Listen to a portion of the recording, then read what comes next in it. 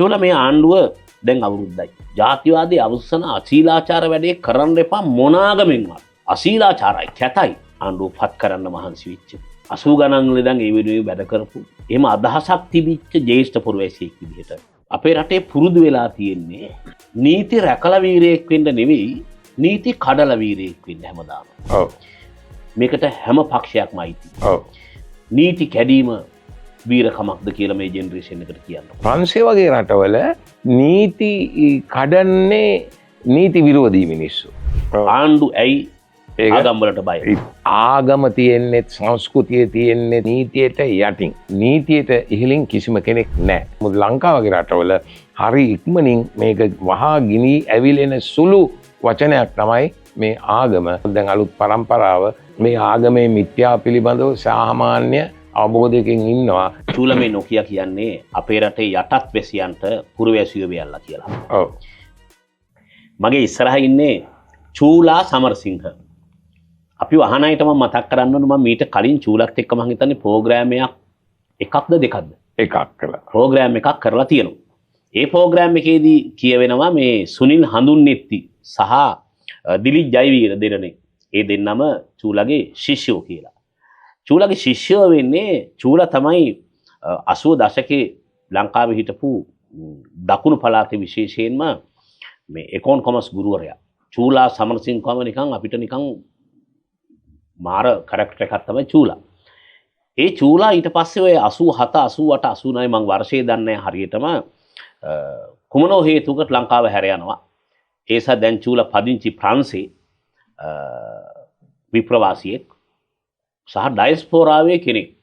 ලංකාවේ ගොඩක් අය කියන ඩයස්පෝරා කියලා මචං ටැමිල් අයට නෑ. චූලා සමරසිංහ ඩයස්පෝරාවේ තමයි. එතකොට මේ චූලා නිතරම අපි හම්බ වෙනවා. මම බොහොම චූලට ගරු කරන මගේ වැඩිහිටි ටියුෂන් මිත්‍රයෙක්. චූලා ලංකාවට ආවම බොහෝ වෙලාවට එනවා. ගීස්මානි හම්බ වෙන්න තිබුණා මම අසනීප වෙලා චූලාට එක මග හැරුණා.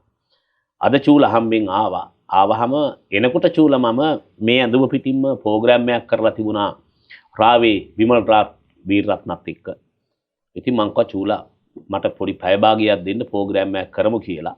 චූලා මට අපූර්ව තෑගි දෙකකුත් ගෙනාවා කියුබන් ක්‍රස්ට් වගේ සුරුට්ටු සහ මම බොන්න කැමති විස්කි බෝතලයකුත් අරන් ආවිල්ලා.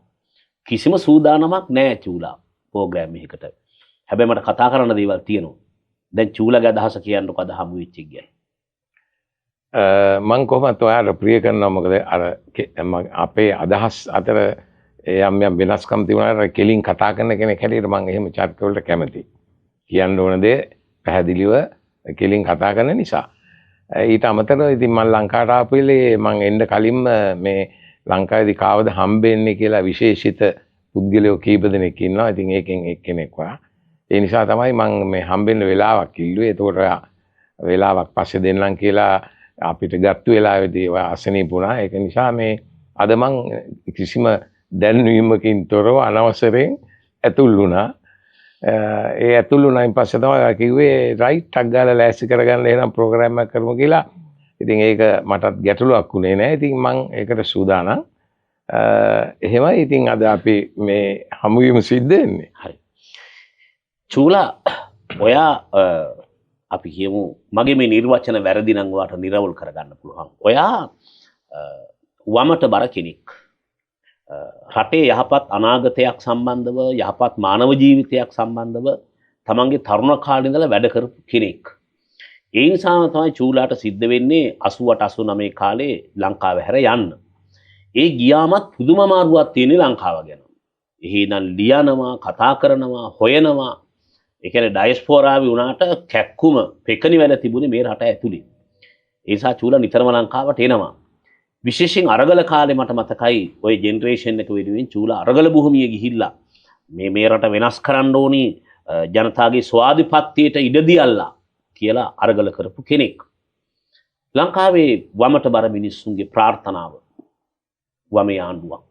අඩු ගානේ වමට බර ආණ්ඩුවක්. මේ රටේ තියෙන මේ ජඩ ක්‍රමයක් මොන හරි තිබුණා ඒකට විරුද්ධ මත දරන ආණ්ඩුවක්. චූලා මහන්සි වෙලා චූලා විතරක් නෙමෙයි චූලාගේ පරම්පරාව ජීවත් වෙලා ඉන්න සහ මිය ගිය පරම්පරාවගේ ප්‍රාර්ථනා සහිත ආණ්ඩුවක්. ඒක තමයි මේ මාලිම ආණ්ඩුවට අවුරුද්දක්.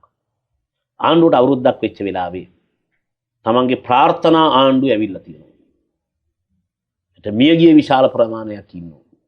මේ ආණ්ඩුවේ පැහැය රෝස පාටයි කියලා කිව්වට රතු වලින් තමයි රෝස පාට හැදෙන්නේ.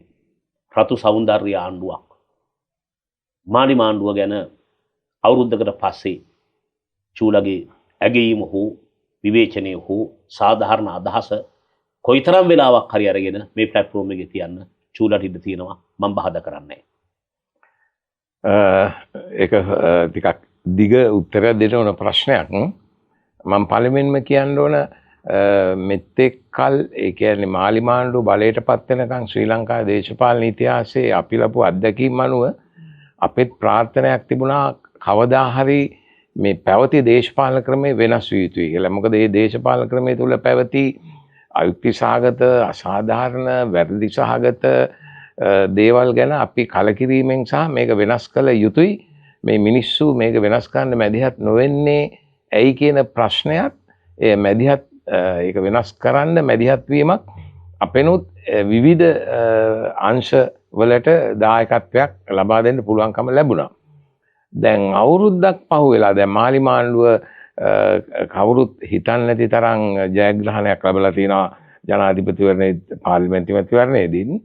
දැන් අවුරුද්දක් ගියාමත් මම නම් කියන්නේ ඒ ප්‍රධාන අරමුණු මගේ මතයේ හැටියට මම හිතන්නේ වෙනස් වෙලා නැහැ කියලා. ඒ කියන්නේ ආණ්ඩුවට ජාතික අභිප්‍රායක් තියෙනවා මේ රට මෙතෙක්කල් පැවති වැරදි දේශපාලන සංස්කෘතිය වැරදි දේශපාලන ක්‍රියාකාරීත්වයන්ගෙන් ඇති වුණු පීඩාවන් වලට විසඳුමක් දෙන වැඩපිළිවෙලක ගමන් කරන්න. හැබැයි ආණ්ඩුවකට පමණක් ඒක කරන්න බෑ මං හිතන විදිය. ඒ වෙනසට උදව් කරන ඒ වෙනස සාක්ෂාත් කරගන්න ඒ වෙනස වෙනුවෙන් මැදිහත් වුණු ඡන්දේ දීමෙන් සෑහීමකටපත් නොවි ඒ වෙනසට මැදිහත් වුණු මිනිස්සුන්ගේ දායකත්වයක් අවශ්‍යයි කියන මතේ තමයි මම ඉන්නේ.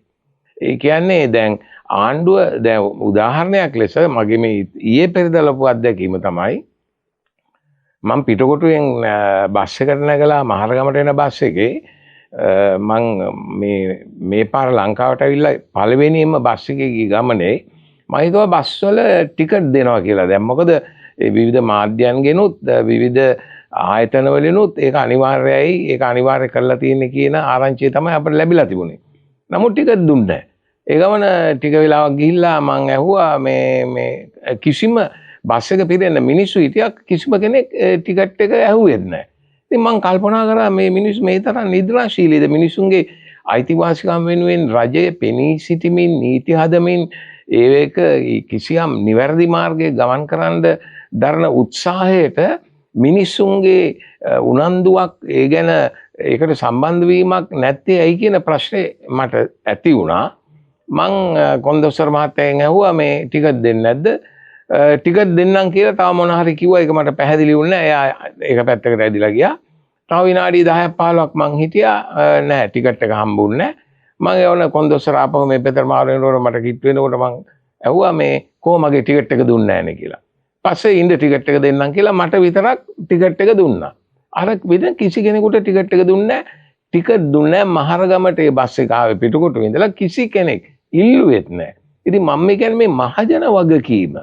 ඒ කියන්නේ මගේ අදහස ආණ්ඩුව පාර්ලිමේන්තුවේදී නීති රීති සකස් කරලත් නැත්නම් මහජනතාවට යම් පැහැදිලි කිරීම කරලත් අපි මේක වෙනස් කරනවා කියලා අර ව්‍යුහයේ තියෙන කැපී පෙනෙන දේවල් වලට බලපෑමක් ඇති කරන්න දරන උත්සාහය පහළ සාමාන්‍ය ජනතාව තේරුම් අරගෙන නැහැ හෝ ඒ වෙනුවෙන් මැදිහත් වීමක් හෝ සහයෝගයක් දෙන්නේ නැහැ කියන මතය තමයි මට ඇති වුණේ. ඉතින් මට පොඩි කලකිරීමක් තියෙනවා. ගැන ඒ රජය ගැන නෙවෙයි මට කලකිරීම තියෙන්නේ. මහ ජනතාව ගැන. ඒ කියන්නේ රජය අනුබලයක් දෙද්දි රජයෙන් කිසියම් මේ කියන්නේ පෙළඹවීමක් තියෙද්දි තමන්ගේ අයිතිවාසිකම් වෙනුවෙන් පෙනී සිටින්න මිනිස්සුන්ට මෙතෙක් කල් පැවති අර පීඩනකාරී තත්වයෙන් ගැලවෙන්න යම් ක්‍රියාමාර්ග ගන්න උත්සාහ කරද්දිත් ඒවා ප්‍රතිලාභ හැටියට ගන්න ප්‍රතිලාභ කියන්නේ මේ දැනෙන ප්‍රතිලාභ නෙවෙයි, ඒවා සමාජීය ප්‍රතිලාභ. එහෙම ගන්න උත්සාහ නොකරන්නේ ඇයි කියලා කියන්නේ මිනිස්සු ඡන්දෙ දීලා බලන් ඉන්නවා කියලා මට හිතෙනවා මේ ආණ්ඩුව ඔක්කොම කරයි කියලා. නමුත් අපෙන් කෙරෙන්න ඕන වගකීමකුත් තියෙනවා. අපෙන් කෙරෙන්න ඕන යුතුයකමකුත් තියෙනවා. ඉතින් මට කියන්න තියෙන්නේ මගේ අදහස නම් තවමත් මම මේ මාලිමා ආණ්ඩුව ගැන විශ්වාසයක් තියෙනවා. කරපු වැඩ ප්‍රමාණය මට ලැයිස්තුගත කරලා කියන්න අපහසුයි මේ ක්ෂණයෙන්. නමුත් මේ අපේ අවධානයට ලක් වෙලා තියෙන එවැනි විවිධ ප්‍රසංස්කරණ සංශෝධන නව අනපනත් නීති රීති මගින් යම් වෙනසකට උත්සාහ කරන මහජනතාවට මේ ප්‍රතිලාභය ලබා දෙන්න.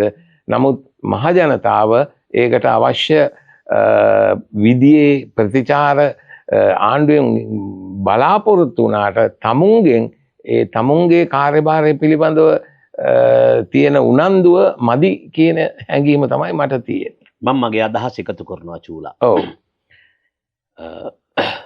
මගේ භාෂාවෙන් මං කිව්වොත් චූලා මේ නොකිය කියන්නේ අපේ රටේ යටත් වැසියන්ට පුරවැසියෝ වෙයල්ලා කියලා. පුරවැසි අයිතිවාසිකම් ටික ඉල්ලගනිලා සහ පුරවැසියන් වෙනුවෙන් පිනී හිටපල්ලා කියලා බස් එකේ ටිකට් එක දුන්න නැත්නම් පුරවැසියෙක් වෙයල්ලා කියන කාරණාව කියන්නේ කියලා මගේ පැත්තෙන් මට හිතෙනවා. ඒක. ඔව්. දෙවෙනි කාරණාව චූලා අපේ රටේ මේ මහජනතාව කියන ජහමනතාව මුන් ටික අපේ රටේ පුරුදු වෙලා තියෙන්නේ නීති රැකලා වීරයෙක් වෙන්න නෙවෙයි නීති කඩලා වීරයෙක් වෙන්න හැමදාම. මේකට දිග ඉතිහාසයක් තියෙනවා. මිනී මරණේකා වීරයා වෙනවා. නීති කඩනවා. පාතාලේකා වීරයා වෙනවා.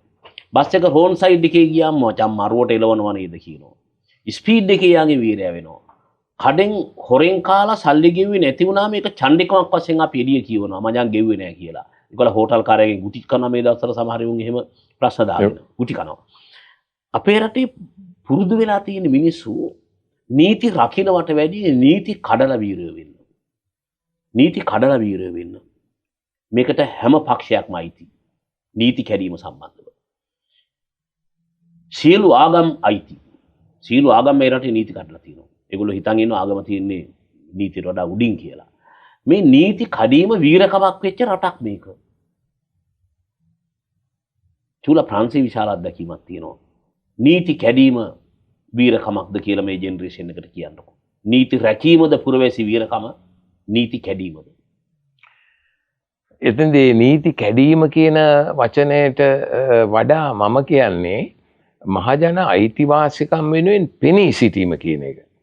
ඒ කියන්නේ තමුන්ට මේ සමාජ ක්‍රමය දේශපාලන සංස්කෘතියේ වෙනසක් ඇති වෙන පදනමක් බිහි වුණාම ඒක ප්‍රතිලාභ ලබා ගන්න ඒකෙන් ප්‍රතිලාභ භුක්ති විඳින්න තමන්ගේ පැත්තෙනුත් කිසියම් සහභාගීත්වයක් කිසියම් වගකීමක් ඇතුව වැඩ කරන්න ඕන කියන හැඟීමක් නැතිකමයි මම කියන්නේ. දැන් නීති කැඩීම කියන්නේ අපට නීති කඩන්න වෙන්නේ නීතිය සාධාරණත්වයකින් තොරව නීතිය මහජනයාට හිරිහැරකාරී විදියට තියෙනවා නම් එහෙම නැත්නම් නීතිය සකල විද සියලු ජනතාවට සාධාරණයක් නැතුව එක පිරිසකට බල නොපාන නීතිය තව පිරිසකට බලපානවා නම් ඒ කුඩා පිරිස ඒ නීතිය කඩන්න පෙළඹෙනවා. දැන් අපිට විතරක් මොකද නීතියක් කියලා. දැන් උදාහරණයක් ලෙස මේ මම කියන්නේ ලංකාවේ ජනමනස විසින් කල්පනාවට භාජනය කරන්නට ඕන තමන්ට ලැබිලා තියෙන මේ අවස්ථාව තමන්ටත් වඩා අනාගත පරම්පරාවට කිසියම් ක්‍රමානුකූල ක්‍රමයක් නිර්මාණය කරන්න ලැබිච්ච අවස්ථාවක්. ඒ අවස්ථාව බිහි කරගන්න තමනුත් ඒ මැදිහත් වීමක් වෙලා ඒ අවස්ථාව ස්ථාපනය කරන්න කටයුතු කරන්න ඕනේ කියන හැඟීම. දැන් ප්‍රංශය වගේ රටවල නීති කඩන්නේ නීති විරෝධී මිනිස්සු. නීති කඩන මිනිහා වීරයෙක් වෙන්නේ නැහැ. දැන් ලංකාවේදී නීතියට පටහැනිව නීති විරෝධී කටයුතු වල යෙදුණත් පිටරටකට ගියායින් පස්සේ ඒ නීතියට අනුගත වෙනවා. මොකද නීතිය තරම් ප්‍රබලයි. ඒ නීතියෙන් ගැලවෙන්න බෑ. ඒ නීතියෙන් වර්ධකාරයෙක් වුණොත් කිසිම සාධාරණ හැංගිලා ඉන්න බොරුවක් කියලා බේරෙන්න නැත්තම් වෙන කෙනෙක් පාවා දෙන්න බෑ. අනිවාර්යයෙන් මේ පුද්ගලයා ඒ නීතියේ ගොදුරක් බවට පත් වෙනවා. ඒ නිසා මම දකින්නේ මේ අපේ රටේ ජනතාව දැන් පුල් කිව්ව විදියට අපේ සමාජය පුරුදු වෙලා තියෙන්නේ නීති කඩන්ඩ වැරදි දේවල් කරන මිනිස්සු වීරයෝ කරන්න ඒ සමාජයේ ඇති කරපු විනාශය තමයි අපේ රටේ අභාග්‍යයට හේතු වුණේ.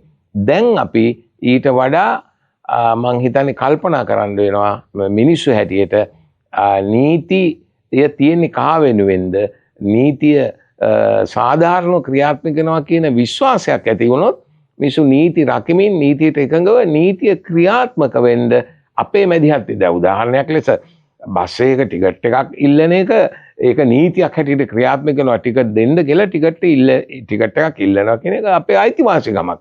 ඉතින් අපි අර නීතියෙන් බලාපොරොත්තු වෙනවා හොඳ ප්‍රතිඵල. නමුත් ඒ නීතිය ක්‍රියාත්මක වීමේ දුර්වලතනක් දැක්කම ඒක ක්‍රියාත්මක කරගන්න මැදිහත් වෙන්නේ නැති උදාසීනකම. එහෙම නැත්නම් ආත්මාර්ථකාමීකම. එහෙමත් නැත්නම් තමන්ගේ ලෝකයේ හරි පටු චින්තනයක ඉන්න බවක් තමයි මට දකින්න. ඉතින් මේක වෙනස් කරන්න සෑහෙන සමාජ නායකත්වය දෙන ව්‍යාපාර සමාජ නායකයෝ මේවා තේරුම් කරලා දීලා මිනිස්සුන්ව පොඩ්ඩක් අවදි කරන්න ඕන කියලා තමයි මම හිතන්නේ ඇත්තටම. චූලා මේ ජාත්‍යන්තර අත්දැකීම් කියන ඒවා ටිකක් මාරයි. ලංකාවේ අත්දැකීමක් එක්ක ප්‍රංශයට ගිහිල්ලා ඔයාගේ දරුවේ කියුබන් කාරයෙක් කසාද බඳිනවා කියුබන්. ඒතර කියුබාව කියන ක්‍රස්තෝගේ රට. ඒ නිසා ඔයා මට එනකොට කියුබන් සුරුට්ටුවක් කරන් එනවා. ලෝකේ පොඩි පූර්වාදර්ශී වමක් පිළිබඳව චේගුවෙරා කතා කරද්දී අපිට මේ ක්‍රස්තෝ ගැන කතා කරද්දී කියුබා වෙනවා. ප්‍රංශයේ අත්දැකීම් ටිකක් එනවා. අපිට ප්‍රංශයේ සංස්කෘතික අත්දැකීම් ටිකක් එනවා. ඔයා මට ප්‍රංශයෙන් බීම එකක් කරන් එනවා. ඇවිල්ලා ලංකාවේ වෙලා සිංහලෙන් කයිවාරු ගහනවා. එහෙම කීතෑකනේ. මට චූලා කියන්න ඇත්තටම මේ දවස්වල මට පේන එකක්. මං විශ්වාස කරනවා රාජ්‍යයක් කරන ආණ්ඩුවක් දැනගෙන ඉන්න ඕනි සහ ක්‍රියාත්මක කරන්න ඕනි නීතිය තියෙන්නේ සියල්ලටම ඉහළින් කියලා. ලංකාවේ මේ මොහොතේ ආයේ පේනවා විවිධ ආගමික අය විවිධ කංචුක දාගෙන විවිධ වර්ණ කහ පාට කංචුකයක් දාගෙන බෞද්ධයිනෝ සුදු පාට දාගෙන හරි කතෝලිකයෝ හරි මේ ආගම් වල බොහෝ අය පුරුදු කරමින් ඉන්නවා රටට. මේ ආගමික නායකයෝ නෙවෙයි නායකයෝ කියන්නේ බුදුන් වහන්සේ ජේසුස් වහන්සේ ආයේනේ. ඒගොල්ලන්ගේ නියෝජිතයෝ නීතියට වඩා උඩින් ඉන්නේ කියලා හැම වෙලාවෙම. මට වෙන රටවල් අත්දැකීම් එක කියන්නකෝ මේ ආගමික නායකයෝ මේ ට්‍රෙඩ් කරන එක නීතියට උඩින් ඉන්නේ අපි හෙල්මට් දාන්නේ අපි කියන එක අහපල්ලා අපි ඉන්නේ උඩින්. අපි පරීක්ෂණය කරන්න උඹලට බෑ. අපේ ප්‍රශ්න අපි පල්ලිය ඇතුලේ විසඳ ගන්නම් අපි අධිකරණ ඒව ඇතුලේ හදන්නම් කියලා මේ එළිය නීතියත් එක්ක මේ ගැටෙන එක සම්බන්ධව මේ විදේශීය අත්දැකීමුත් එක්ක මම විශ්වාස කරන්නේ CLT හිරින් තියෙන නීතිය කියලා. මම විශ්වාස කරන්නේ මගේ විශ්වාසය. එහෙම නෙවෙයිද චූලා ලෝකේ එහෙමද නැද්ද CLT හිරින් ආගම්ද තියෙන්නේ? එතකොට ආණ්ඩු ඇයි මේගොල්ලන්ට බය? ප්‍රධාන කාරණා. ආණ්ඩු ඇයි මේගොල්ලන්ට බය? ලෝකේ ආණ්ඩු ආගම් වලට බයයිද එහෙම තීරණ ගනිද්දී? මේ කෑල්ල ගැන චූලගේ අදහස කියන්න ওই විදිහට මම අහන් ඉන්නවා චූලා. ආණ්ඩු ඇයි ආගම් වලට බය? ඉතා හොඳ මාතෘකාවක් ඒක ඇත්තටම. පළවෙනිම දේ මමත් ශීර්ෂයක් එකගයි නීතියට ඉහළින් කිසිම කෙනෙක් නැහැ. ආගම තියෙන්නේ සංස්කෘතිය තියෙන්නේ වෙන විවිධ ප්‍රපංචයන් විවිධ සමාජ ක්‍රියාකාරීත්වයන් තියෙන්නේ නීතියට යටින්. ඒ නිසා දැන් ලංකාව විශේෂයෙන්ම ගත්තම මේ ආගමික බෞද්ධ හෝ ක්‍රිස්තියානි හෝ මුස්ලිමානුවන් හෝ වෙනත් ආගම්වල මූලධර්මවාදීන් හැටියට මම අදහස් කරන්නේ ඒක. ඒ කියන්නේ ආගමේ දාර්ශනික පැත්තට වඩා ඒ වෙනුවෙන් මේ නිකම් ප්‍රායෝගිකව ආගම භාවිතා කරමින් ආගමේ නාමයෙන් මිනිස්සු මුලා කරමින් ඒ වගේ වැඩ කරන අයට ඒගොල්ලෝ හිතන් ඉන්නවා මේ ආගමේ මුවාවෙන් අපට පුළුවන් නීතියට ඉහළින් ඉන්න කියලා. ලංකාවේ දැන් පසුගිය දවස්වල තිරුකෝණාමලේ සිද්ධියේදීත් ඊට කලිනුත් ඉදිරි කාලයේදීත් යම් දේවල් එහෙම ඉස්මතු වෙන්න පුළුවන්. නමුත් මගේ මතය තමයි ආගම රාජ්‍යයේ ක්‍රියාකාරීත්වයට ආගම සම්බන්ධ කරගන්න අවශ්‍ය නැහැ. බය වෙන්න ඕනෙත් නැහැ. පාලනය කරන්න ඕනෙත් නැහැ. ආගම ස්වාධීනයි. රාජ්‍ය වෙන ආයතනයක්. ඒ නිසා මේ ආගම නිසා මිනිස්සු වෙනස් වෙයි. ආගම නිසා අපිට මේ යම් යම් තීරණ ගනිද්දී මහජනයා කැළඹීමක් ඇති වෙයි කියන මතේ ඉන්නවනම් එතනදී සම්පූර්ණයෙන් මේක දුර්වල රාජ්‍යයක් හැටියට මම දකින්නේ. ඊට වඩා ශක්තිමත් වෙන්න ඕන. ඒ කියන්නේ සමාජයේ නායකත්වයක් දෙන්න. සමාජයට මඟ පෙන්වන්න, මිත්‍යාවෙන් ගලව ගන්න. එහෙම නැත්නම් අලුත් ලෝකයට සමාජයේ ගෙනියන්න මේ ආගම් වලින් විශාල බාධාවක් වෙලා තියෙනවා. දැන් මට මේ අත්දැකීම් ඕන තරම් තියෙනවා. දැන් අපි පොදු ප්‍රවාහනයක යද්දී බුදු පිළිමයක් දකින ගානේ සීට් එකෙන් නැගි මේ පොඩ්ඩක් පස්ස උස්සන මිනිස්සු දකිද්දි මට හිතා ගන්න බෑ මොකද්ද මේකෙන් බලාපොරොත්තු වෙන්නේ මේ භක්තියෙන්. මොකද්ද මේකෙන් ලැබෙන ප්‍රතිඵලය. ඒකෙන් හානියක් වෙන්නේ නැහැ. නමුත් ඒකෙන් ලැබෙන ඒ චින්තනය කියන්නේ ඒ තරම් ආගම් ලැබි ඊටාම අවිචාරශීලී ලෙස මුල් බැසගත්තු දෙමව්පියන්ගෙන් පරම්පරාවලින් නැත්තම් සමාජ පසුබිම් වලින් ආපු අදහස් නිසා අර ආගම්වාදී වෙලා ඉන්නවා මිසක් ඒගොල්ලෝ සැබෑ ආගම කියන එක ඇත්තටම දන්නෙත් නැහැ. කොහොම වුණත් මම කියන්නේ ආණ්ඩුව ආගම වලට බය වෙන්න ඕනේ නැහැ. ඒ බය වෙනවා නම් වැරදි. ආණ්ඩුව තීරණ ගනිද්දී ආගම නිසා අපිට අවාසියක් වෙයි කියලා හිතනවා නම් ඒකට සම්පූර්ණයෙන්ම මම විරුද්ධයි. සහ දැන් මේ අලුත් ආණ්ඩුවෙත් මට තියෙන එක විවේචනයක් තමයි අනවශ්‍ය විදියට හෝ අවශ්‍ය නොවන තරම් ආගමට නැඹුරුවක් තිබෙන බව යම් යම් ඊටාම දුර්වල ලක්ෂණ ඒ කියන්නේ මේ බලපෑම අඩු ලක්ෂණ පෙන්눔 කරනවා. මම ඒකට එකඟ නැහැ. ඒකට මම සම්පූර්ණයෙන් විරුද්ධයි. හැබැයි ඒකට මම ඒ ගැන තව පැත්තකින් හිතනවා ආණ්ඩුව ආගම ගැන මේ විදිහේ කිසියම් මේ උනන්දුවක් තියෙන බව නොපෙන්නුවොත් ඒක ওই ජාතිකවාදීන් කියන මිනිස්සු නැත්නම් ආගම්වාදීන් කියන මිනිස්සු ආණ්ඩුවට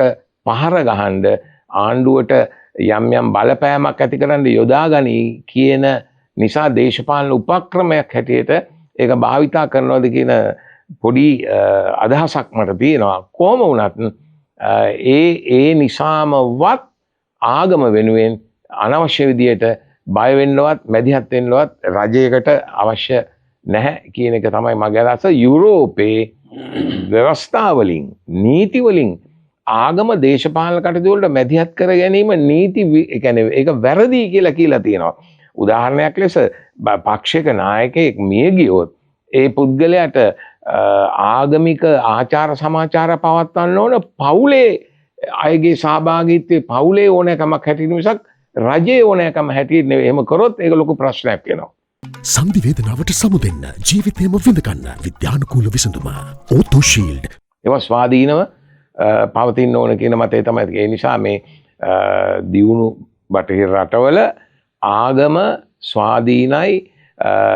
ඔය මිනිස්සු හිතන තරම් මේ ආගමට කරන්න පුළුවන් බලපෑමක් ඒ රටවල නැහැ. ඉතා ඉහළ ආගම්වල නිලතල දරන අයට රාජ්‍යයේ නායකීත් එක්ක සම්බන්ධකම් තියලා යම් යම් දේවල් කරන්න පුළුවන්. නමුත් යටින් එන මහජන බලවේගයක් ආගමට විරුද්ධව මේ රජයේ වැඩ කරනවා කියලා ගොඩනගන්න බෑ. නමුත් ලංකාව වගේ රටවල හරි ඉක්මනින් මේක වහා ගිනි ඇවිලෙන සුළු වචනයක් තමයි මේ ආගම. ඒක ඊටාම ඒ කියන්නේ අපි තාමත් හරි පසුගාමී චින්තනයක පසුගාමී සමාජයක ඉන්න බවට ලක්ෂණයක්. ඒ නිසා මම කියන්නේ මේ රට ඉදිරියට යන්න නම් මේ ආගමත් රාජ්‍යත් අතර තියෙන සම්බන්ධය සම්පූර්ණයෙන්ම වෙනස් කළා ආණ්ඩුවට ඕන විදිහට ආණ්ඩුව වැඩ කරන්න ඕන. ආගමට ඕන දෙයක් ආගම කරපු දෙයක්. එතකොට ආගමෙන් කරන්න පුළුවන් බලපෑමත් මම හිතන්නේ අවශ්‍ය වෙලා යයි කාලයක් යනකොට. මොකද දැන් අලුත් පරම්පරාව ටිකක් මේ ආගමේ මිත්‍යාව පිළිබඳව සාමාන්‍ය අවබෝධයකින් ඉන්නවා. ඔය විවිධ ලාභ ප්‍රයෝජන විවිධ අවස්ථාවාදී ප්‍රයෝජන ගන්න ඕනයි තමයි ඔක පාවිච්චි කරන්න කියලා තමයි මං හිතන්නේ. චූලා ඔයයි මයි දෙන්නම මේ ආණ්ඩුවක් ඇවිල්ලා ඒ ආණ්ඩුවෙන් ලැබෙන පොදු ප්‍රතිලාභයක් තිබ්බොත් යහපත් පොදු ප්‍රතිලාභයක් තිබ්බොත් ප්‍රවාහනේ නීතිය සමාජය බඩුමිලේ දේශපාලනේ ඒ පොදු ප්‍රතිලාභයේ කොටස්කරුවන් වනවා මිස ඔයාවත් මංවත් දෙන්නගේ එක්කෙනෙක්වත් ආණ්ඩුවේ පෞද්ගලික යමක් බලාපොරොත්තු වෙන පුරවැසියෝ නෙමෙයි. මම පැත්තක තිබ්බත් චූල වාගේ අය ඒ ආණ්ඩුව පත් කරන්න අරගල කරලා මහන්සි වෙලා මිනිස්සු දැනුවත් කරලා කරාට මං හිතන්නේ මේ වෙනකොටත් චූලට කිසිම ආණ්ඩුවෙත් එක්ක තියෙන එහෙම කිසිම සම්බන්ධයක්වත් නැහැ කියලා. ගොඩක් පුරවැසියෝ එහෙම තමයි චූලා. මේක දිහා බලාගෙන ඉන්නවා. දැන් මං චූලගෙන් අහන්නේ මටත් වඩා ආණ්ඩුව ගැන ආණ්ඩුව පත් කරන්න මහන්සි වෙච්ච 80 ගණන් වල ඉඳන් ඒ වෙනුවෙන් වැඩ කරපු එහෙම අදහසක් තිබිච්ච ජ්‍යෙෂ්ඨ පුරවැසියෙක් විදිහට චූල මට මේ ආණ්ඩුවේ තියෙන පොසිටිව් හැම වෙලාවෙම කියන්නේ නෙගටිව් කැලි. ඔව්. නෙගටිව් කැලි එළියේ තියෙන හොයාගන්න. ඔව්. පොසිටිව් දේවල්. මේ ආණ්ඩුව දැනට කළ තියෙන යහපත් දේවල්, හොඳ දේවල්, පුරවැසියන්ට ඒව හරි වැදගත්, ඒව රටක විය යුතු දේවල් කියලා හිතන යම් කරුණු කීපයක් තියෙනවා නම් මාලි ආණ්ඩුවේ ඒ ටික චූල කියන්නකො.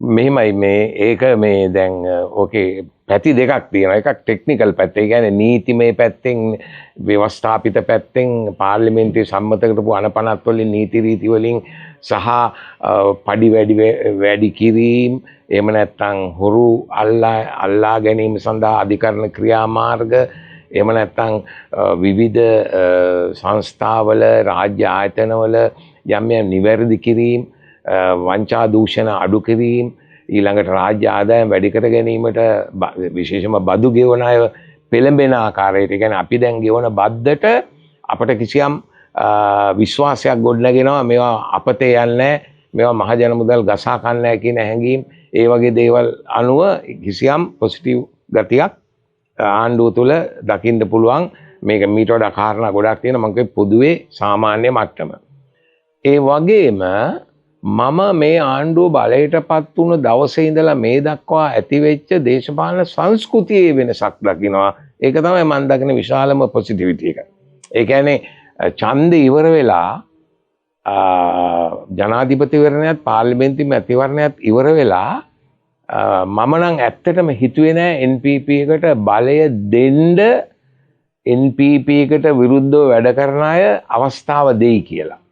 මොකක් හරි දහං ගැටයක් දාලා එක්කෝ කලබලයක් ඇති කළා නැත්නම් නීතියේ මොකක් හරි දෙයක් පාවිච්චි කළා එහෙම නැත්නම් ඡන්දේ කඩාකප්පල් කළා මේගොල්ලෝ බලය ගිලිහෙන්න දෙන්නේ නැහැ මොකද බලය ගිලිහුණොත් මේගොල්ලන්ට විශාල අර්බුදයකට මුහුණ දෙන්න වෙනවා එහෙම කියලා තමයි මගේ පොඩි කුකුසක් සැකයක් තිබුණා ඒත් අපි මේ වගේ වෙනසකට රට ගෙනියන්න ඕන කියන හැඟීමෙන් තමයි වැඩ කළේ.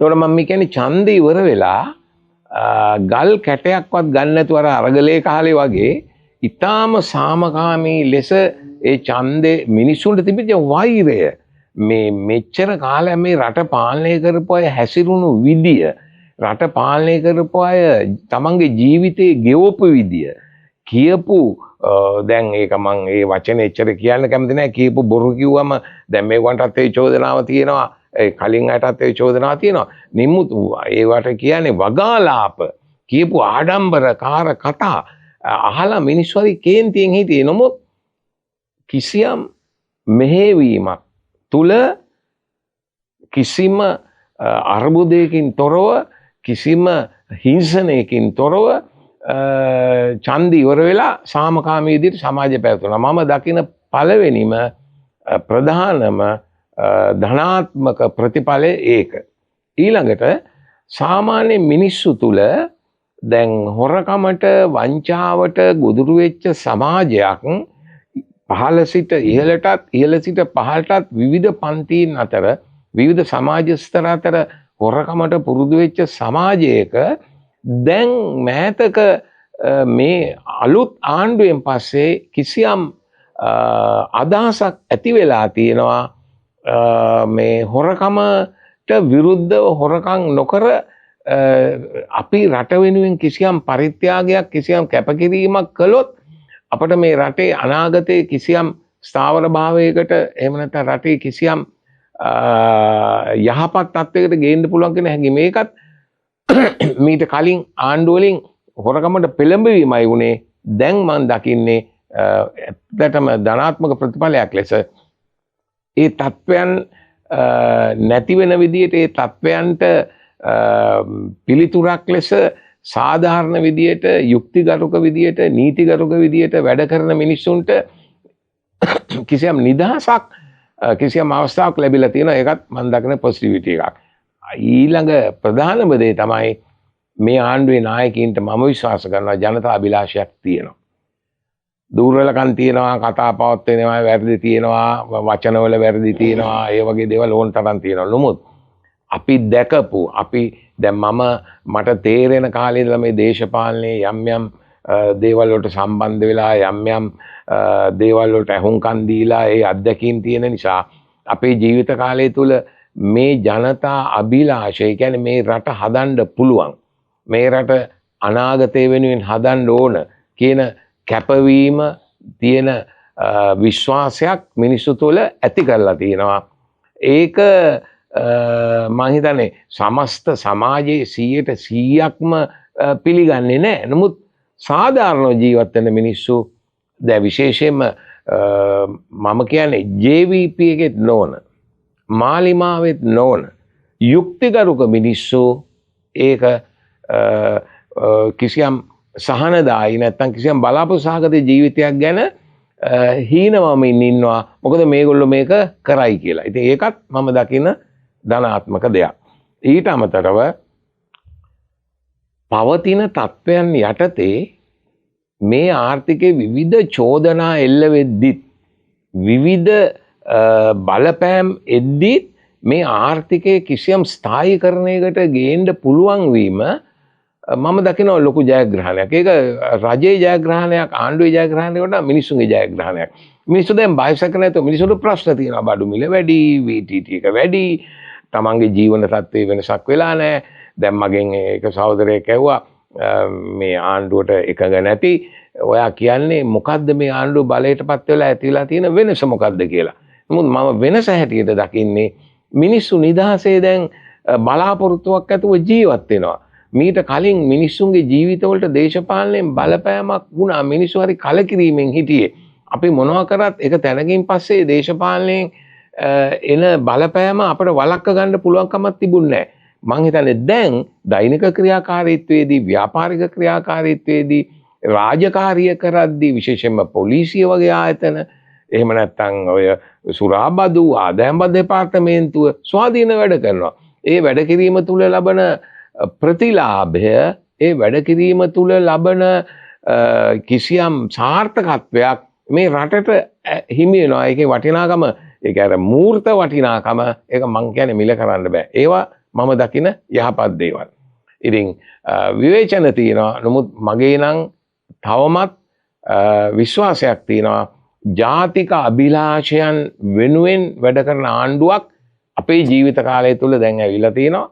ඒ වෙනුවෙන් මම මගේ ශක්ති ප්‍රමාණයෙන් මා අවට සිටින, මා සම්බන්ධකම් පවත්වන, මා දන්න සමාජය තුල ඒ වෙනුවෙන් මැදිහත් වෙන්න කියලා තමයි මම ඉල්ලන්නේ. මොකද සාධාරණ වෙනුවෙන් යුක්තිය වෙනුවෙන් මැදිහත් වීම අයිතියට අසාධාරණ මැදිහත් වීම තරම් හෘදය සාක්ෂියට අමාරු නෑ.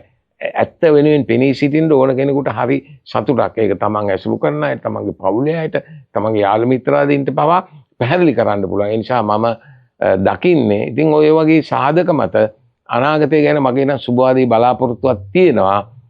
හැබැයි අපි එහෙම බලාපොරොත්තුවක් තිබුණාට ඒක නිකන් ලැබෙන්නේ මේක දැහැගන්න, මේක ගිලගන්න, මේ තමන්ට නැති වී ගිය අයිතිවාසිකම්, තමන්ට නැති වී ගිය වරප්‍රසාද, තමන්ට නැති වී ගිය ජීවිතේ, තමන්ගේ සිහින මාලිගාවල්, සිහින ලෝක නැති වෙච්ච මිනිස්සු මේක ලේසියෙන් අතාරින්නේ නැහැ.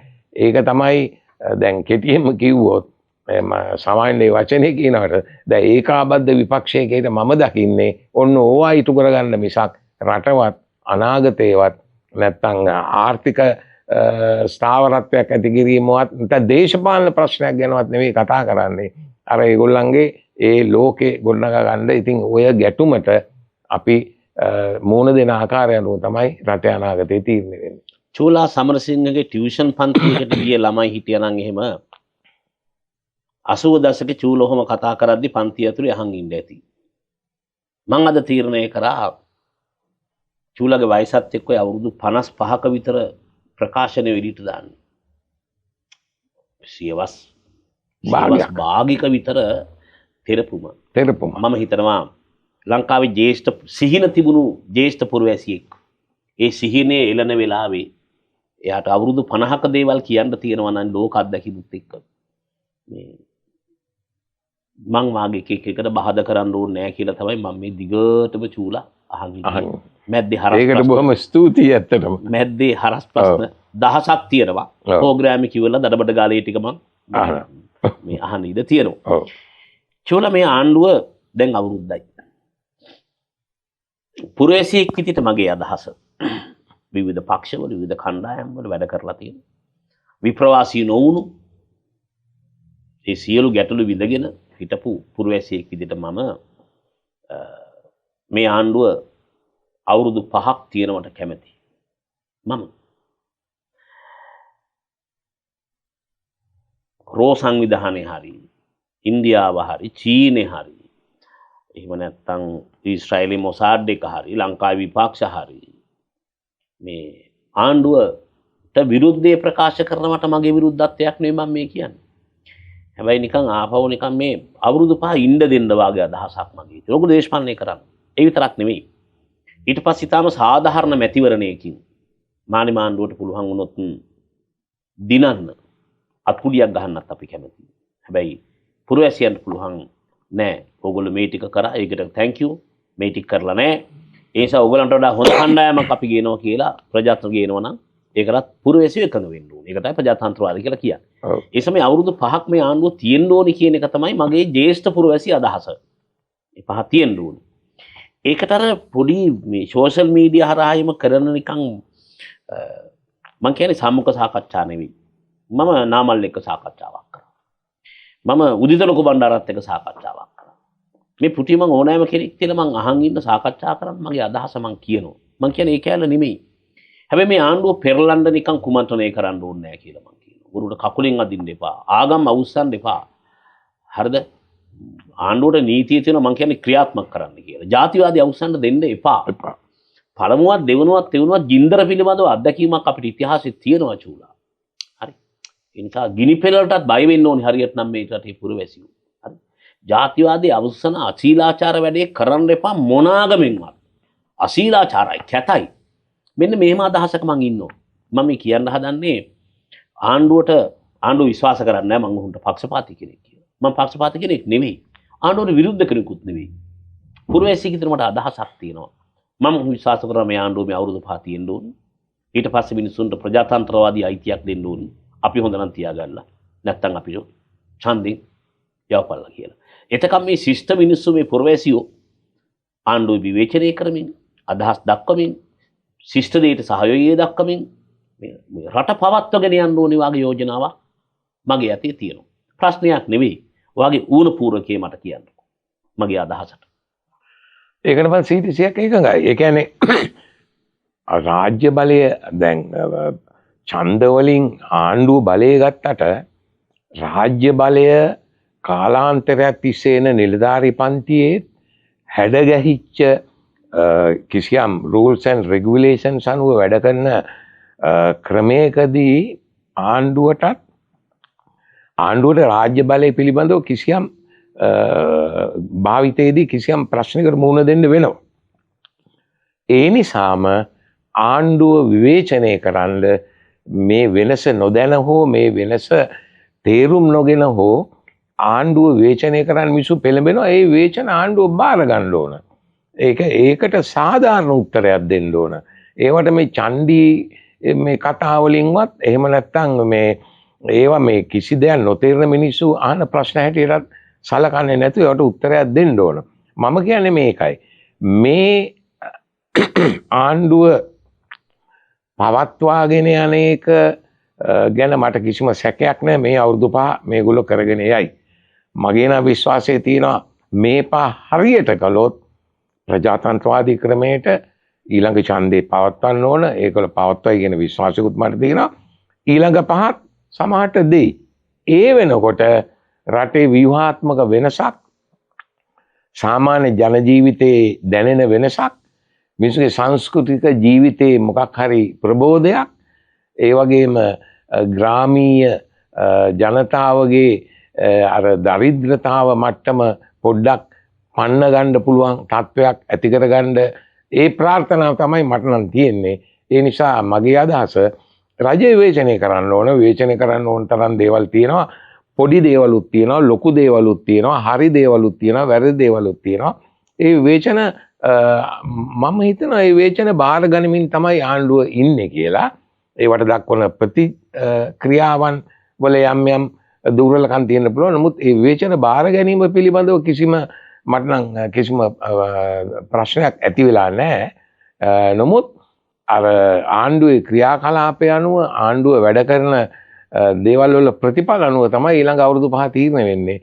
ප්‍රාන්තවාදී විදියට මට නම් පේන තෙක් මානයක මට වෙන ආණ්ඩුවක් බලයට පත්වීමට පුළුවන් පිරිසිදු මීට වඩා ආණ්ඩුවගේ අනුර සහෝදරයාගේ වචන වලින් කියනවා නම් මීට වඩා හොඳ වැඩපිළිවෙලක් තියෙන ආණ්ඩුවකට මිනිස්සු ඡන්දේ දුන්නොත් මිස ওই විවේචනය කරන ගොඩාක් මිනිස්සු කියන්නේ මේ යන විදිය හොඳයි නමුත් මේ වගේ ප්‍රශ්න තියෙනවා. මේගොල්ලෝ නොකළොත් කරන්න කෙනෙක් නැහැ. මේක මේ විදියට යන්න ඕන නමුත් නම් ගම් කියලා එක එක්කෙනාට දෝෂාරෝපණය කරනවා. ඒක සමාජයක දේශපාලන ක්‍රියාකාරීත්වය තුළ කොහොමත් සිද්ධ වෙන දෙයක්. ඒවට දේශපාලන වශයෙන් ආණ්ඩුව යම් යම් ක්‍රියාමාර්ග ගන්න ඕනේ. ඒක සලකා බලන්න ඕන. නමුත් පොදුවේ ගත්තයින් පස්සේ මට නම් මේ යන වැඩපිළිවෙලට කවුන්ටර් ඇටැක් එකක් දෙන්න පුළුවන් විදිහේ පැහැදිලි දේශපාලන වැඩපිළිවෙලක් තියෙන සංවිධානයක් හෝ පක්ෂයක් පිළිබඳව තවමත් හිතා ගන්න බෑ. ඒ කියන්නේ මිනිස්සු දෙවෙනි අවුරුද්දත් යනකම් ඉඳලා තමයි මහ ජනතාව කිසියම් පීඩනයකට නොසන්සුන්තාවයකට තමන්ගේ අභිප්‍රායන් අපේක්ෂාවන් ඉටු නොවන තත්යකට ආවොත් ඒ විරෝධය මතුවෙන්නේ. දැන් තියෙන විරෝධතා ඔය දේශපාලන කණ්ඩායම් වල සහ විවිධ රූපවාහිනී නාලිකා සහ සමාජ මාධ්‍යයන් තුල ඇති කරන කියන්නේ කෘත්‍රිම විදියේ බලපෑම් වලින් ඇති වෙනවා විනා මම හිතන්නේ ආණ්ඩුවට විශාල තෙරපුමක් එන විදියේ බලපෑමක් නැහැ. ඉතින් ඒක ආණ්ඩුව නොසලකා ඉන්න එක ඒ තෙරපුමක් නැහැ කියලා එන තෙරපුම සුළු වශයෙන් හෝ ගණන් නොගෙන ඉන්න එක හොඳ නැහැ කියලා මම කියන්නේ. ඒවා සලකන්න ඕනේ. මීට වඩා ලෝකේ විවිධ රටවල දේශපාලන ව්‍යාපාරය ඒ වගේ ප්‍රශ්න වලට මුහුණ දීලා ඒ රටවල් ගොඩනගපු දේවල් ඉතිහාසයේ තියෙනවා. ඒ නිසා ඒ ඉතිහාසයේ එවැනි තත්වයකටම එන්න පුළුවන් අභිප්‍රායක් ඕනකමක් කැපවීමක් දක්ෂකමක් මම හිතන්නේ මේ එහෙම තියනවා කියන මගේ පුද්ගලික මතේ මගේ විශ්වාසය මං එහෙම දෙයක් දකිනවා. මගේ අවසාන ප්‍රශ්නේ චූලා.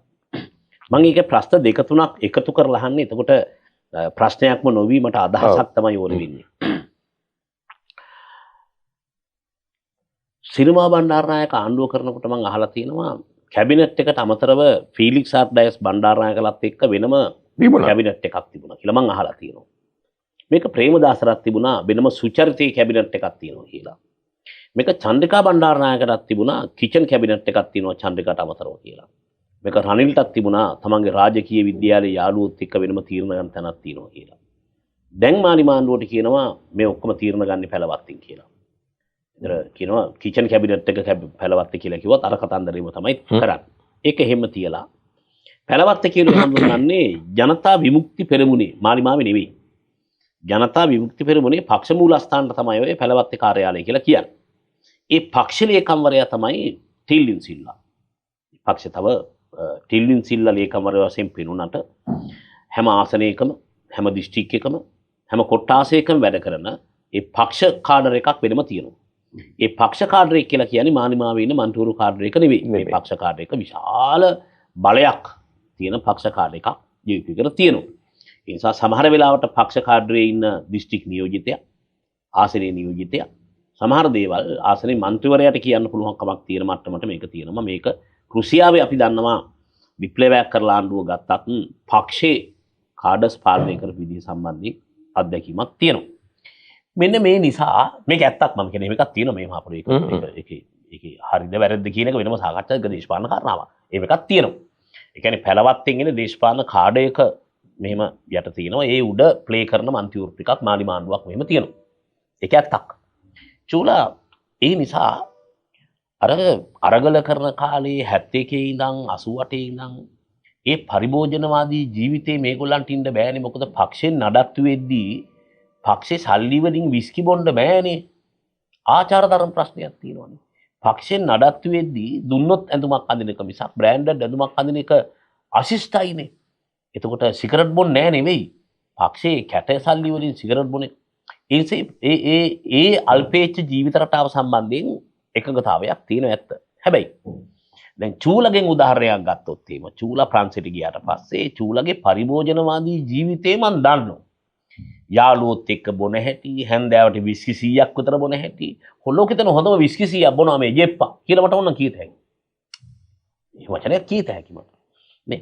ඒතර යාළුවොත් එක්ක හැසිරෙන චූලා අඳින දේවල්, ඇඳුම් පැළඳුම්, රටවල යන හැටි, ෆ්ලයි කරනවා. මෙන්න මේ පරිභෝජනවාදී ජීවිතයක් තියෙනවා.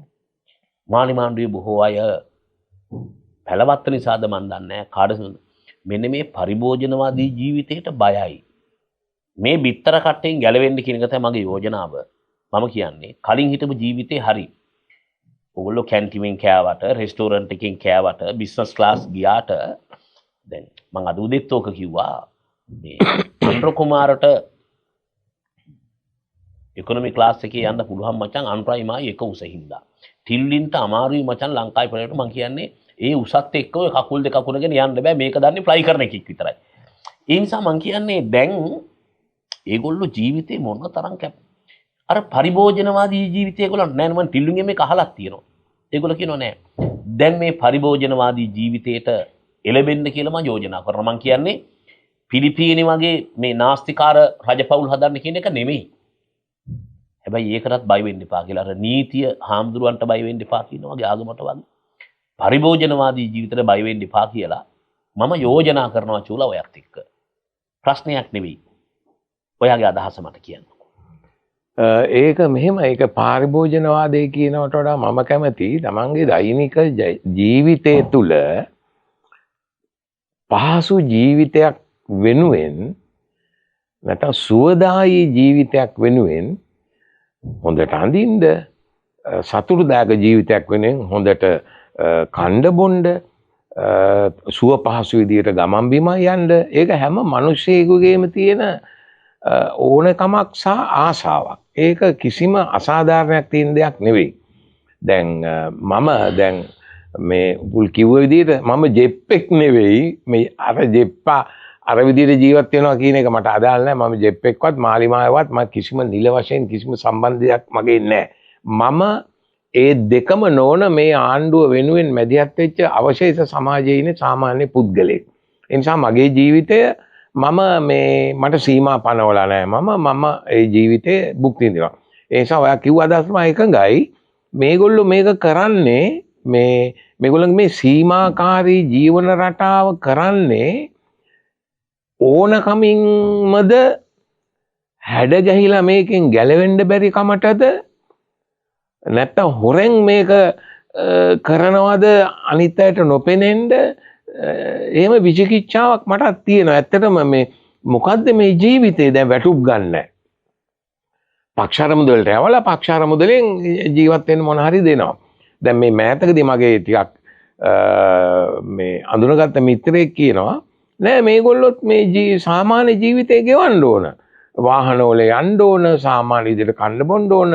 ඒක මිනිස්සු අපි දන්නවනේ සාමාන්‍ය ජීවිතේ මිනිස්සුන්ගේ මේ පෘථග්ජන මිනිස්සුන්ගේ මිනිස් අවශ්‍යතාවල තියෙන මූලික දෙයක් නෙමේ සන්තෝෂය, විනෝදය, සතුට. ඉතින් ඔය විදිහට ඒගොල්ලෝ එහෙම કૃත්‍රිම මිනිස්සු జాතියක් නෙවෙයිනේ. ඒ නිසා මමත් අදහස් කරනවා ඒගොල්ලන්ගේ ජීවන රටාව වෙනස් වෙන්න ඕන. හැබැයි ඒක වෙනස් වෙද්දී ඒක නිකන් අර මේ කැපී පෙනෙන විදිහේ ෂණික වෙනස් වීමකට වඩා ක්‍රමානුකූලව ආර්ථිකයත් සමාජයත් දේශපාලන ක්‍රමයත් එක්ක බැඳෙමින් දැනී නොදැනී යන විදිහේ වෙනසකට ඒගොල්ලෝ භාජනය වෙනවා නම් මම ඒකට සම්පූර්ණ එකඟයි සහ මගෙත් ඉල්ලීම එහෙම වෙන්න ඕන කියන එක තමයි. කොහොම වුණත් අර සීමාකාරී ජීවිතය මං හිතන්නේ නෑ ඒක සතුටුදායක ජීවිතයක් කියලා මිනිස්සු නම දැන් මේ ආණ්ඩුවේ මිනිස්සු තවමත් දුක් විඳිමින් පරිබාහිර සමාජය සැපසහිත සමාජයක් බලාපොරොත්තු වෙනවා නම් එතනත් පරස්පරයක් නේ.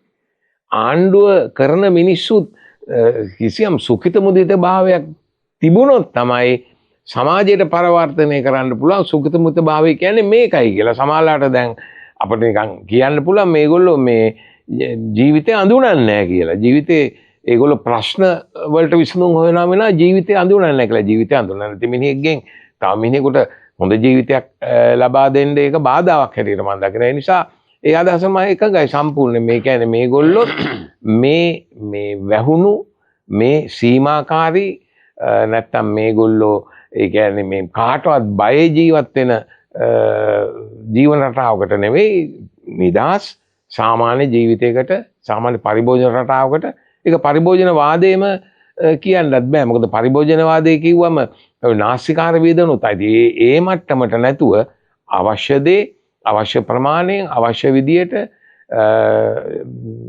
සතුටුදායක ජීවිතයක් නැත්නම් තෘප්තිමත් ජීවිතයක් සඳහා ඒගොල්ලෝ ඒ විදියට වැඩ කරනවා නම් ඒකට මම එකඟයි. ඒ කියන්නේ මට ඒකට බලපෑමක් කරන්න බෑ ඒගොල්ලන්ට මෙහෙම කරන්න කියලා. මොකද මම එහෙම බලපෑමක් කරන්න පුළුවන් තැනක නැහැ.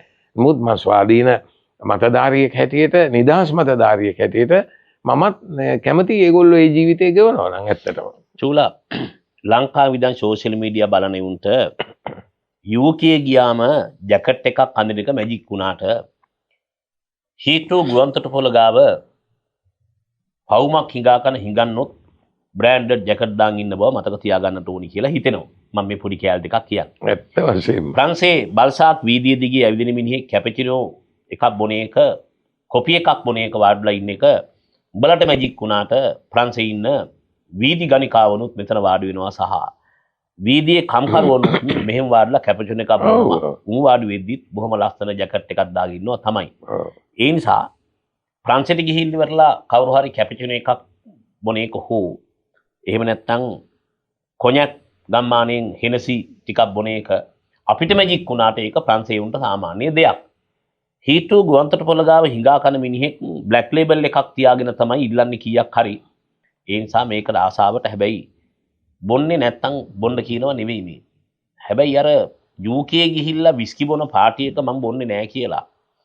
ඒ උත්කර්ෂයෙන් පීඩා විඳලා මේ මම මේ විහිළුවට කියන්නේ රැට කාමරයට විස්කි බෝතල් දෙකක් ගෙන්නගෙන හොරෙන් බොන සංස්කෘතියට වැඩිය. අනිවාර්යයෙන්. මම කියන්නේ ඒක. ඒ කියන්නේ පොඩි විවෘත භාවයකුත් ආව නම් හොඳයි වාගේ යෝජනාවක් තමයි මම අර පරිභෝජන කැලේට කිව්වේ. මොකද මේකට බය වුණොත් එහෙම චූලා මල කෙලියක් වෙනවා. ඒකට බය වෙන්න හොඳ නැහැ. මේකට බය වුණොත් දිගටම අර උඹලට කරබලයි පොල්සම් බෝලයි දෙයි මිනිස්සු. ඒක සාමාන්‍ය ජීවිතය. සාමාන්‍ය ජීවිතේ ආශාවල් චූලා එක කිව්ව ලස්සනට. ආශාවල් ජීවිතය පහසුකම හුස්ම ගන්න. නේ? මොකද ඕගොල්ලෝ මගේ පැත්තෙන් කියන්නම්. ජීවිත කාලයක් දුක් විඳ මිනිස්සු නම් හරි ජීවිත කාලයක් දුක් විඳ මිනිස්සු නම් දැන් ඇරියස් එකත් එක්ක පරිභෝජනවාදයට ඵලයල්ලා කියලා නෙමෙයි මේ යෝජනා කරන්නේ. ඒක අන්නේ මේක පොඩි හියුමන් කැලලක් කියන්නේ. මේකට බය වෙන්න එපා කියලා. ආගමට පරිභෝජනවාදයට හුස්ම ගන්න කතා කරන්න තිගැස්මට කියන යෝජනාවත් මගේ පැත්තෙන් කරමින් චූලා මම ප්‍රෝග්‍රෑම් එක ඉවර කරන්න හදන්නේ. ඔයාට තව මොන හරි තියෙනවා නම් අපි ආයේ කවදා කොහෙදි මුණ ගැහිදි කියන එක මම දන්නේ නැහැ චූලා. ඔයාට පුළුවන් සන්නගේ ප්‍රෝග්‍රෑම් එකේදී ඔයාගේ අද ප්‍රෝග්‍රෑම් එකේ අවසාන අදහස එකතු කරලා අපි ප්‍රෝග්‍රෑම් එක ඉවර කරමු.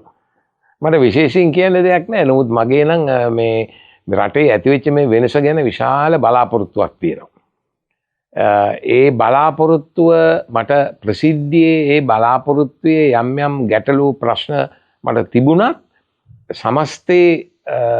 සමස්තයක් හැටියට මම තවමත් බලාපොරොත්තු වෙනවා මේ වෙනස් කරගත්තු සමාජ දේශපාලන පරිවර්තනය ආරක්ෂා කරමින් වැරදි අඩුපාඩු හදා ගනිමින් විවේචනයන් තුළ කිසියම් නිවැරදි මාර්ගයකට යොමු කරන්න බලපෑමක් කරමින් මේක මේ විදිහටම ගෙනිච්චොත් අපේ අනාගත පරම්පරාවට දැන් ඇත්ත වශයෙන්ම අපි දේශපාලනයට මැදිහත් වුණේ මට දැනුම් තේරුම් නැති කාලේ අපි අසාධාරණයට අයුක්තියට විරුද්ධ.